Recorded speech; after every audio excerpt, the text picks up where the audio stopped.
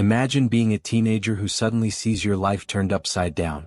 You are accused of something you didn't do, your word means nothing and no one seems to listen to you. You're in prison not knowing what happened or how to prove your innocence. But when everything seems lost, you discover that your father, an FBI agent, has the power to change everything. Or not. How would you react? What would you do when your own world collapses? This is the story of Lucas Walker, a boy who faced injustice and had to fight for his name and his future. Don't miss the details of this journey of overcoming and transformation. Did you like this story? Subscribe, like, and leave a comment letting us know what you think. We want to hear your opinion. I woke up like any other day. The morning light streamed through the curtains of my room, illuminating the piles of books and notes scattered across my desk. I had always been a calm person, or at least I tried to be. Music had always been my only true companion. When my fingers touched the strings of my guitar, it felt like the world outside stopped. I knew I was good, but no one else seemed to notice. "Lucas, aren't you going to be late for school?" My mom yelled from below my room. She had this tone, as if she was concerned but also already expecting me to be lost in my own world. It was funny how she knew exactly what I would do in the morning. Get up, play a little, have some coffee and rush out to school.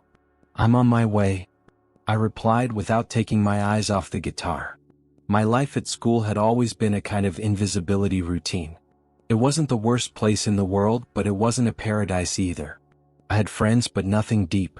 I was the type of student who went unnoticed, always more interested in the songs I composed than the gossip circulating in the hallways. The people I knew cared more about grades and parties than anything else. I grabbed my backpack and left the house, putting on my headphones. The walk to school was always the same. I could see the other students talking, laughing, but I wasn't part of that group. They had their own life, I had mine. When I got to school, the usual atmosphere surrounded me. The hustle of other students, the laughter, the conversations about what to do over the weekend, the discussions about tests. Typical. I went to my locker like every day and grabbed my materials for the first class. Amanda was nearby, already looking at me with that half smile. Amanda was the only person I really talked to, and I knew she saw me differently.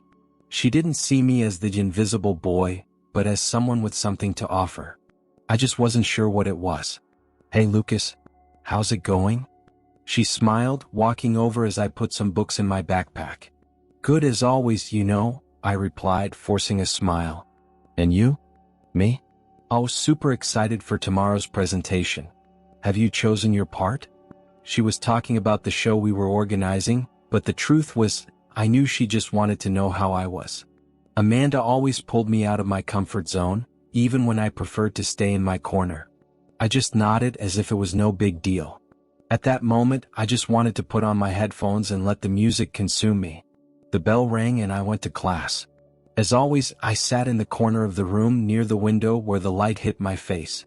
I would look out the window, feeling disconnected from everything around me, trying to find something in the blue sky that would make me forget what was going on in there. It was just another ordinary Tuesday. I was about to forget the pressure of the day and retreat back into my refuge when I was interrupted. "Lucas Walker," a deep voice called my attention. I hadn't been paying attention, but the urgency in the secretary's voice made my skin crawl. It was unusual and I knew something was wrong. I stood up from my chair and went to the office, not knowing what to expect. Something inside me told me the day was about to take a very different turn. When I reached the office door, the sight of Principal Miller made me gulp. I knew she never liked seeing me there. But this time the atmosphere was different. She was accompanied by 2 police officers, which made my stomach turn. "Lucas, come in," she gestured. And although I wanted to question it, I followed her instructions and stepped inside. The atmosphere was heavy, a tension I couldn't understand. "Lucas, you are being accused of drug possession," the principal said, and the words hit me like a punch in the stomach. I could barely breathe. What was happening? Was this serious? I looked at her, feeling my throat tighten. "This is a mistake, I didn't do anything." My voice came out quieter than I expected. I was completely unreacting. How was I going to explain this? I, Lucas Walker, had no involvement with this. No one knew me like that. The officer, who had remained silent until then, stepped forward. We opened your backpack, Lucas. We found something there that shouldn't be there. No, there must be something wrong. I don't know what you're talking about. I was in a panic now. Every word I said seemed like another hole opening under my feet. But it was as if no one could hear me. The principal held what looked like a drug package. Everything felt surreal, but there it was, the evidence. The officer gestured for me to follow him. You'll need to come with us to the station. We're just following the standard procedure. My legs felt weak, and the sensation of being trapped, of being falsely accused, started to settle in. What was happening? I hadn't done anything wrong, but no one seemed to listen. The world was collapsing around me, and I had no way to prove my innocence. I could barely breathe. The secretary's office was spinning around me as the officer led me to the door. My mind was in shock, trying to process what was happening, but panic paralyzed me. I looked at the faces of the people, but no one seemed to believe me. The principal, who had always been strict but reasonable, now looked at me with an expression I couldn't decipher. It was a mix of distrust and indifference, as if somehow I had lost my chance to be believed. Let's go, Lucas. There's nothing more to be done here, the officer said, gently pushing me toward the exit. I couldn't understand. I had nothing to do with this. It was impossible. I didn't use drugs, I didn't like them, I had never gotten involved with anything illegal. How the hell did this end up in my backpack? But when I tried to open my mouth to explain, my voice failed. Nothing I said now seemed to matter. The school door slammed shut behind me with a muffled sound, and I was pushed toward the patrol car parked there. I could hear the laughter and murmurs of the passing students, but no one looked at me. No one seemed to notice that something was terribly wrong. I was just another victim of a mistake, a misunderstanding, or maybe a setup. But I had no idea who would want to hurt me. The car moved slowly. I could barely look outside the window. Each minute felt like an eternity. The silence inside the car was suffocating. I didn't know what to say, what to think.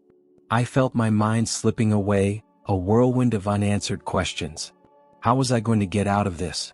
Who could help me? We arrived at the station in a few minutes. The officer pulled me out of the car and led me to a room. I wanted to scream, I wanted to hit something, but the words were stuck in my throat. I felt small, powerless, as if my life was being determined by a greater force that I couldn't control. The room was cold. The walls were bare, and the smell of disinfectant seemed to cling to every corner. It was the kind of place you only visit when it's too late. I was placed in a hard chair, and the officer who had been with me left, closing the door behind him with a muffled sound. I was alone. The solitude was almost unbearable. I wanted to believe that all of this was a nightmare, that I would wake up in my bed, with my guitar beside me, ready to continue my routine. But it wasn't a dream. It was real. And my reality now seemed much darker. It was then that my phone in my pocket vibrated. The sound cut through the tension in the room, and I moved away from the wall where I had been leaning. It was a message from Amanda. Asterisk, where are you? Is something wrong? Asterisk. I almost ignored the message, but something made me stop and look at my phone. I knew that if I replied, she might believe me, she might try to understand what was going on. But what would I say? That I was being accused of drug possession? That this was all a misunderstanding? But before I could decide what to do, the door opened abruptly, and the officer came in again, interrupting the moment. Lucas Walker, you have a phone call. Come with me, he said with a tone that left no room for questions. I stood up without saying anything, my body still tense. I didn't know what to expect. The officer led me to an adjacent room, where an old phone was on a table. He gestured for me to answer. It's your father, he said before leaving me with that phone call, which seemed to be the last thing I expected at that moment. My heart almost stopped. My dad. I couldn't understand. He had never called me at school, not for anything important. And why would he be calling me now, in the middle of all this chaos? I took the phone with trembling hands and put it to my ear. Lucas? His voice came through firm, but I could hear a slight tension. What's happening? Where are you? Dad. I don't know what's going on.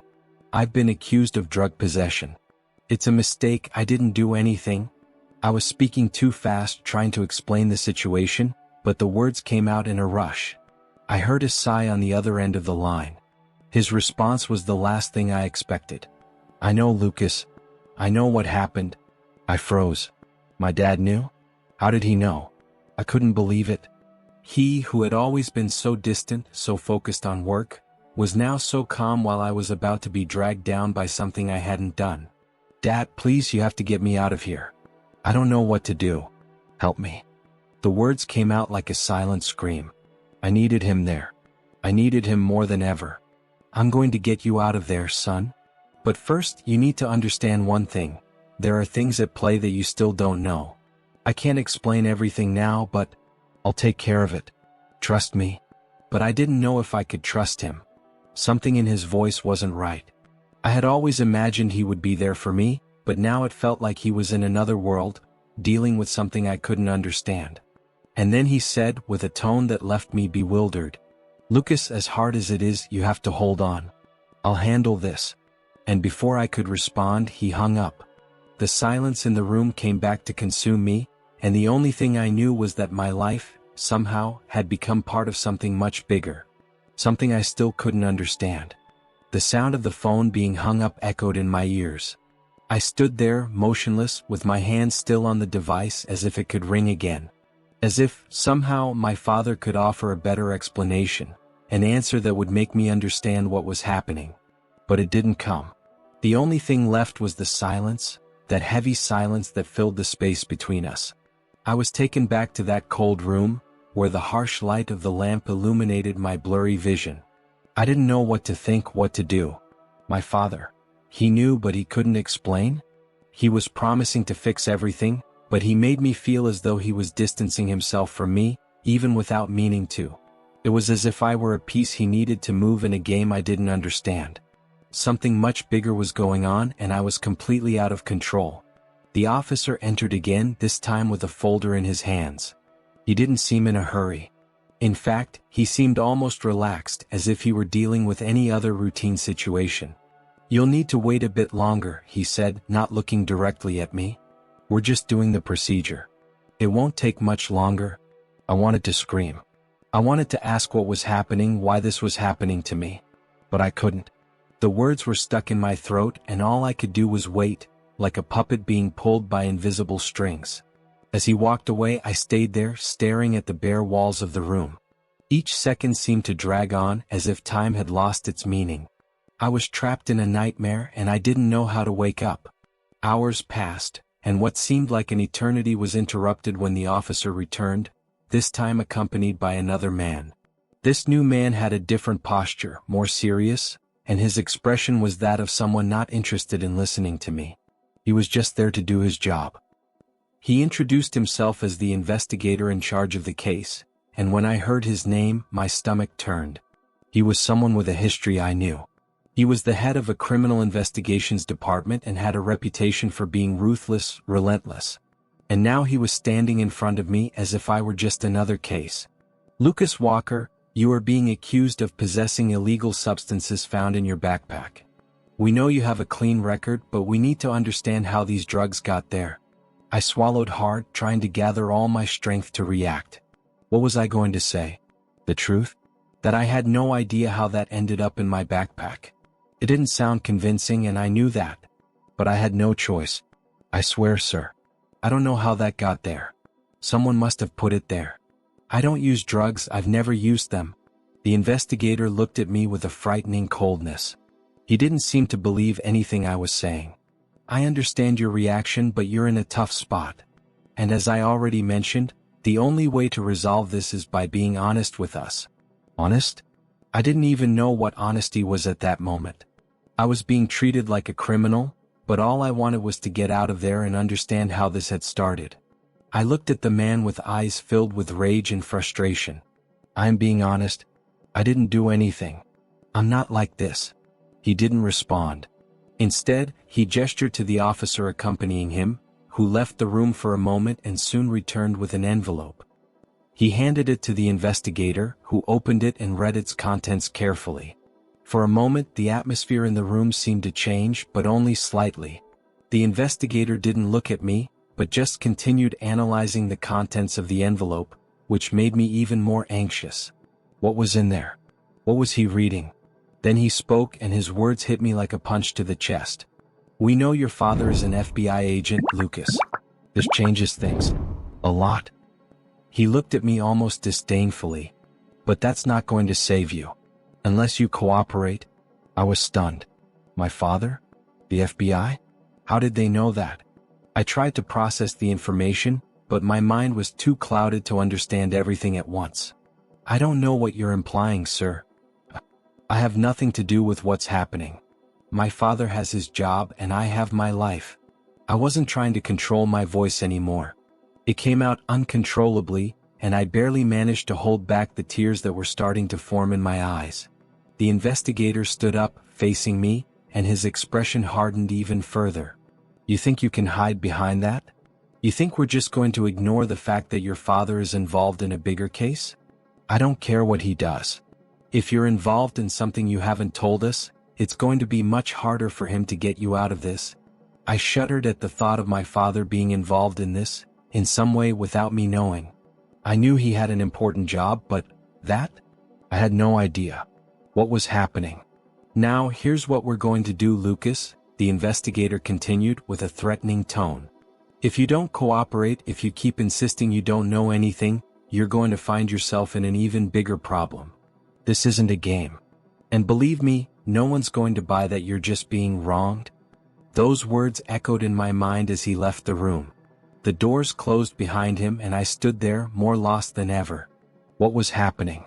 What did my father really know? I didn't have the answers, but one thing was clear. My life was out of control and the worst was yet to come. My mind was in turmoil. I wanted to scream, run home, have a real conversation with my father, understand everything. But for now I was alone in a cold room, not knowing what to expect next. I couldn't stop pacing back and forth in the small room where I was. Each step I took seemed to push me further from reality, as if everything around me were distorting. My father, the FBI? Those words kept hammering in my mind. How could he be involved in this? I had always known he had a secret job, but I never imagined something like this could happen. And worse, how the hell did they find out? How did they know he was an agent? It didn't make sense. My hands were trembling as I tried to concentrate, trying to push away the doubts racing through my head. But deep down, the truth hit me harder than I was willing to admit. I was trapped, literally and figuratively, in something I didn't understand.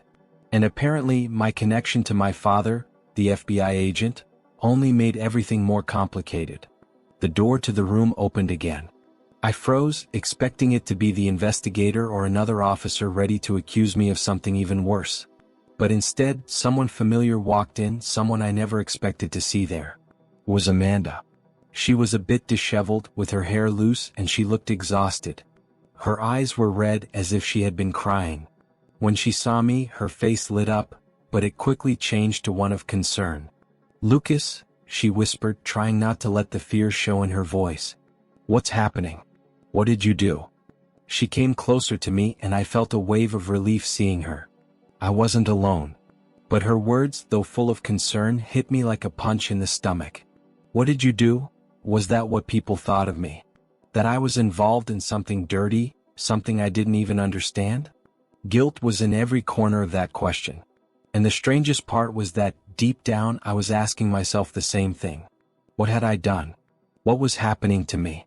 I wanted to hug her, apologize, tell her this was all a mistake, but when I looked at her face, I saw she was waiting for an explanation. She was desperate for an answer, something that could relieve her doubt. And I didn't know what to say. What could I say except the truth, which seemed so hard to believe? "I don't know, Amanda. I don't know how this happened. I didn't do anything, you have to believe me." My voice was broken. I felt like something inside me was shattering, like my life was slipping through my fingers and I couldn't do anything to stop it. Amanda watched me closely, her eyes fixed on me, searching for any sign that I was lying or even that I was just confused. She didn't say anything for a while, and the silence stretched between us like a knife. "I don't believe you're lying, Lucas. But this is serious. You've been accused of having drugs, and that's not something easy to ignore. They think you're involved in something much bigger than you realize." She took a deep breath, clearly trying to control her anxiety. "You have to tell me what's going on. I know there's something more, something you're not telling me." I hesitated. The weight of her words crushed me. I didn't want to tell her anything about my father, about what he really did. I didn't even know how to explain it to myself. I felt betrayed, like I had fallen into a trap that I had no idea about. But somehow I knew I couldn't hide this from her. "Amanda, my father, he works for the FBI. He's involved in a secret operation, but I don't know exactly what it is. They know that, and maybe that's part of the problem." I looked at her, trying to gauge her reaction. "But I have nothing to do with it. I didn't ask to be in the middle of this." Amanda stood silent for a moment, processing what I had said. I saw her expression change, confusion giving way to shock. She ran her hand over her face as if trying to relieve the tension. "So, they think you're trying to cover something up? That you're somehow involved in your father's secret operation?" she asked, her voice tense. I shook my head. "I don't know. It doesn't make sense, Amanda. They're treating me like I know something I don't." She looked at me with a mix of pity and determination. "You need to get out of this. And I'm going to help you. We'll figure out what's going on, and you won't stay here for something you didn't do. I won't let that happen." Her words gave me some hope, but also a sense of anguish. I wanted to believe she was right, that somehow I would get out of here clean without my life being destroyed. But the truth was, the weight of the accusations was on me, and no one seemed to care about my side of the story. They wanted to see things the way they saw them, and that scared me more than I wanted to admit. "I just want to get out of here, Amanda. I just want to go back to my life." My voice sounded weaker than I'd like. I wanted more strength, but the situation was consuming me.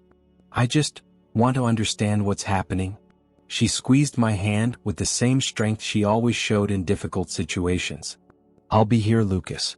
We'll figure out what's going on and you'll get out of this. But you need to trust me."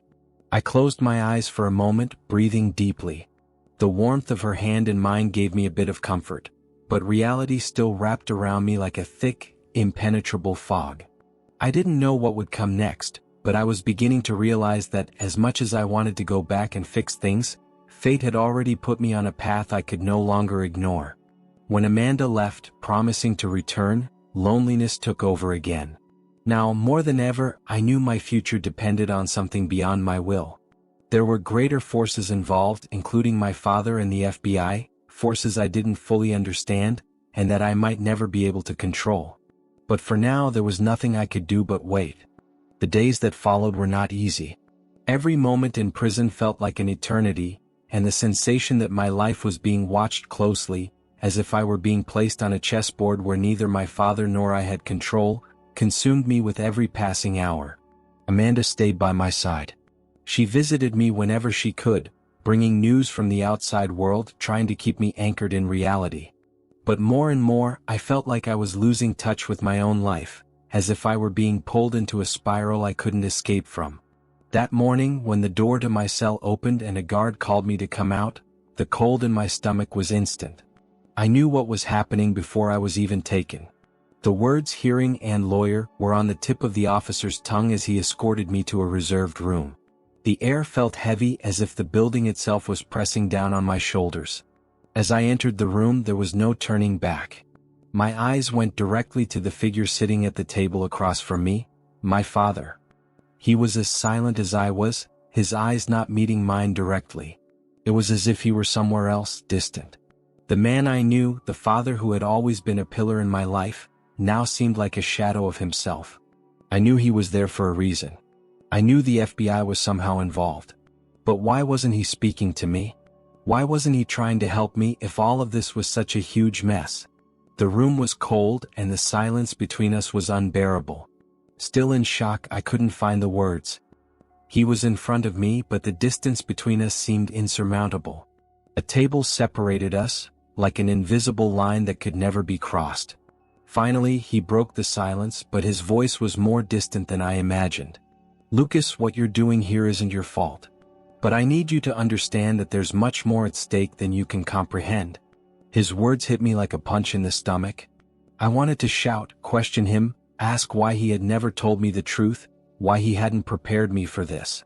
But the pain in my throat kept me from speaking. The truth he had kept for so long crushed me in a way I didn't know how to handle. Are you telling me that this whole nightmare, all of this, has to do with what you do? With your job? My voice trembled. I didn't want to believe it, but I could feel the truth imposing itself, a bitter truth that I didn't know how to swallow. He sighed deeply, as if the weight of his words was more than he could bear. He looked at the table and then at me with an expression of guilt. He was treating me like a stranger, as if he no longer knew me. I didn't want you to know about this. I didn't want you to get involved. But you're in the middle of it now. Things got out of control, Lucas. I failed. I failed to protect you. What he said took me by surprise. I never imagined my father could fail at anything, especially something this important. He had always been so firm, so resolute, and now he was there, falling apart in front of me. But you didn't tell me anything. I grew up not knowing the truth about what you did. I didn't know I was being involved in this. I'm just a pawn, aren't I? Anger grew inside me and I tried to control it but couldn't. Why didn't you tell me? Why did you put me at risk? He raised his hand as if asking for forgiveness, but there were no words that could ease the pain I felt. I didn't want to hear any more apologies. I wanted answers. I wanted to know what was happening, what he had done, how he had put me in this situation. It's not as simple as you think, Lucas. I always did what I could to keep you safe. But now what's happening is something beyond my control. I need you to help me. You're the only one who can help solve this. They can't know you're connected to me. The FBI will be on top of you. You need to stay out of this at all costs. I stared at him, confusion taking over. I could no longer distinguish between the man I knew and the man who was sitting there, speaking in such a strange and distant way. How do you expect me to help? I'm in jail for something I didn't do. I didn't even know what was happening until a few days ago. And you didn't tell me anything. Now, the FBI is treating me like a criminal, and you're just here telling me to stay away from it? How do I do that? How do you expect me to trust you after everything that's happened? The words poured out of me in a whirlwind. I was tired of all of this. I didn't know what was right or wrong anymore, and my father was there, asking me to do something that didn't make sense. I didn't want to be trapped in this dirty game anymore, but I knew the only way out would be to understand what was behind all of this. Silence returned to the room and my father lowered his head. I saw that he was trying to hold it together, but there was a fragility in him that I never imagined seeing. Deep down, I knew he was lost too. He didn't know how to get out of that situation. And I still didn't know how to leave that room. I only knew that with every passing minute, my life was drifting further from what I knew. I wasn't who I thought I was anymore. Everything was turning into something unrecognizable, and the only thing I knew was that I needed to find a way to get rid of all of this. But to do that, I would have to understand what my father had really done. The days that followed were a whirlwind of quick decisions, information about investigations that I could barely process, and above all, the weight of guilt that dragged me down. The truth was clearer than ever. My father, the man I had always imagined as the figure of trust and integrity, was caught up in something much bigger than I could ever imagine. He was more than just an FBI agent.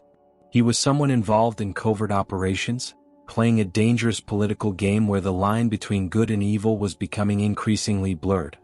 Now, I was at the center of all of this. Not only because of the false accusations being made against me, but because, in the end, the reason I was there was because the FBI believed I was involved in a scheme that my father was trying to dismantle. I never imagined that his choices, the decisions he made every day, would affect my life in such a brutal way. But here I was, and the only thing I could do was try to keep my head above water and survive. In that last conversation with my father, his words echoed in my mind like a warning: you need to stay away from this. No matter what happens, you cannot get involved. But that was impossible. I was already involved, and with every second that passed, I knew my life would never be the same. They had wrongfully imprisoned me, but that didn't mean I would let the game be played by others while I stood on the sidelines, waiting for a solution that would never come. I was sitting in the small cell, my gaze fixed on the bars, while the sound of the guards' footsteps echoed in the hallway. My thoughts were a mess, and I couldn't find a way to act that would take me somewhere that wasn't even more complicated. The feeling of being trapped wasn't just physical, it was mental, emotional, as if my very life was collapsing, piece by piece. Then something changed. A phone call. Something I hadn't expected, but I knew it would be the key to everything. They had reviewed the evidence. There was, finally, something that could get me out of there. The proof that I wasn't involved in the drug trafficking was starting to align. But it wasn't just that. Something bigger was about to happen. Something that would change the course of my story. I didn't know what it would be, but I had an instinctive feeling that my father would finally take a stand. He had always been a man of action, and I knew that if he could do something to get me out of this situation, he would. But I also knew he had reached a point of no return. He was so deeply involved in something that now he didn't know how to get out. He had put me at risk, but now it was my turn to take control of my life. The phone rang again, interrupting my thoughts. My lawyer was on the other side, bringing the good news.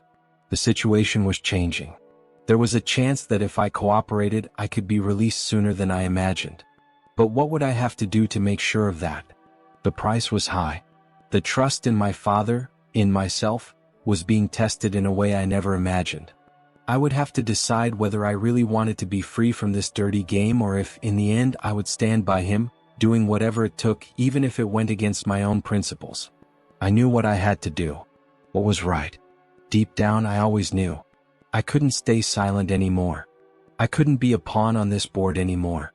I had to choose between following my father's orders and staying in a game that wasn't mine, or taking responsibility for my future and my freedom. When I was finally released, the feeling of walking out of that place was like a weight lifted off my shoulders. But freedom didn't come without consequences. I knew the FBI was still watching me, still believing I was involved in some way. But at least now I had the chance to fight. I knew the lies about me were beginning to unravel, but the truth, deep down, was that my life would never be the same. I would never be the same. When I looked back at that building, at the cell I never wanted to see again, I knew my fight was just beginning. Whatever it was that my father had done, I couldn't turn back now. But at least now I could rewrite my story. I was no longer a victim. I was someone capable of fighting for the truth, for my freedom, and maybe even for a future where I could look back without shame. I looked at the horizon. There was something different in the air, a feeling that something big was coming. I didn't know what, but I was ready to face it. After all, what I learned through this process was that, in the end, we are all responsible for our choices. And now, my choices would be mine.